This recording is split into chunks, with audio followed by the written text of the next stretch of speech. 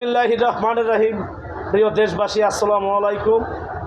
আমি নতুন করে লাইভে এসেছি। আমি এখন আছি আমাদের বরিশাল টার্মিনাল এবং লঞ্চ MK7 লঞ্চের 3 তলায়। আমি আমাদের বাংলাদেশের 18 কোটি মেহনতি মানুষের কাছে দোয়া চাওয়ার জন্য আবার নতুন করে লাইভে এসেছি।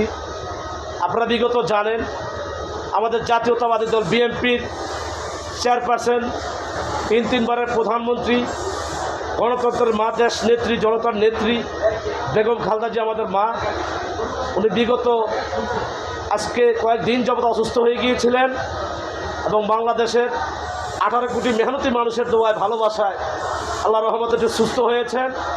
তাই আমি দেশবাসীর কাছে আবার দোয়া চাচ্ছি, আপনারা সকলে একটু দোয়া করবেন আমাদের জাতীয়তাবাদী দল বিএনপির চেয়ারপারসন, দেশ নেত্রী, আপসীন নেত্রী, গণতন্ত্রের মা বেগম খালেদা জিয়া যেন সুন্দরভাবে সুস্থ হয়ে আমাদের বাংলাদেশের 18 কোটি মেহনতি মানুষের মাঝে যেন ফিরে আসতে পারে, সেই দোয়াই করবেন।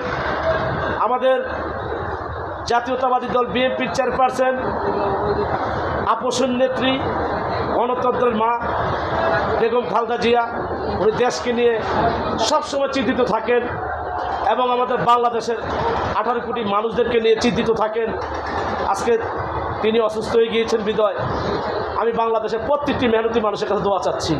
আপনারা সকলে দোয়া করবেন যেন আপনাদের ভালোবাসা নিয়ে, দোয়া নিয়ে আল্লাহ রহমত আমাদের মাঝে যেন ফিরে আসতে পারে, আমাদের মা সুস্থ হয়ে।